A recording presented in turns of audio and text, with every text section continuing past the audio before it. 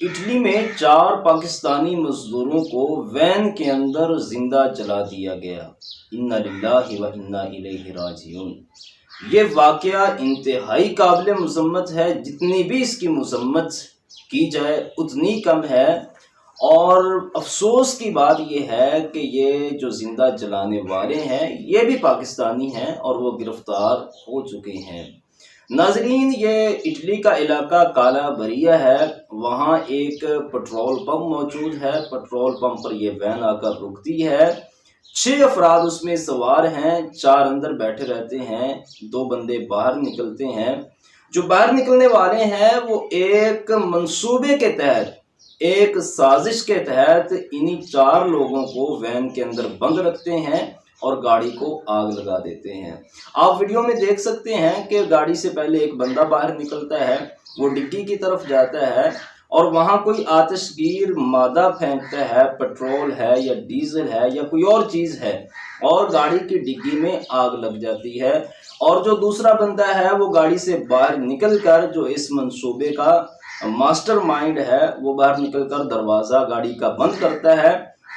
اور صاف ظاہر ہے گاڑی اندر سے اس نے لاک بھی کی ہوگی، لیکن اس کے باوجود دروازوں کو باہر سے بند کر کے رکھتا ہے تاکہ وہ باہر نہ نکل سکیں۔ اور پھر جو آگ لگانے والا ہے وہ بندہ بھی واپس آ کر گاڑی کے دروازوں کو بند کیے رکھتا ہے تاکہ گاڑی میں آگ لگ جائے اور جو لوگ اندر بیٹھے ہوئے ہیں وہ کسی بھی طرح سے باہر نہ نکل سکیں۔ یہ دونوں افراد پاکستانی ہیں جو قتل کرنے والے ہیں۔ یہ دیکھیں کتنے بیوقوف ہیں کہ پٹرول پمپ پر گاڑی کو آگ لگا رہے ہیں، اور اس کی ضد میں یہ خود بھی آ سکتے تھے، کوئی بڑا دھماکہ ہو سکتا تھا، گاڑی پھٹ سکتی تھی، یہ خود بھی مر سکتے تھے۔ ناظرین، اس واقعے کا جو پس منظر ہے، اس کی جو وجوہات بتائی جا رہی ہیں، یہ کالا بریا کا علاقہ ہے اٹلی کا، اور اس علاقے میں تارکین وطن کے جو مختلف گروپس ہیں ان کے درمیان زرعی جو کام ہے اس کی تقسیم کو لے کر اور رہائشی دستاویزات کو لے کر مختلف تنازعات چل رہے ہیں، اور اس واقعے کے پیچھے بھی اسی طرح کی وجوہات ہیں۔ لیکن جیسا بھی ہو، یہ واقعہ بڑا ہی قابل مذمت ہے۔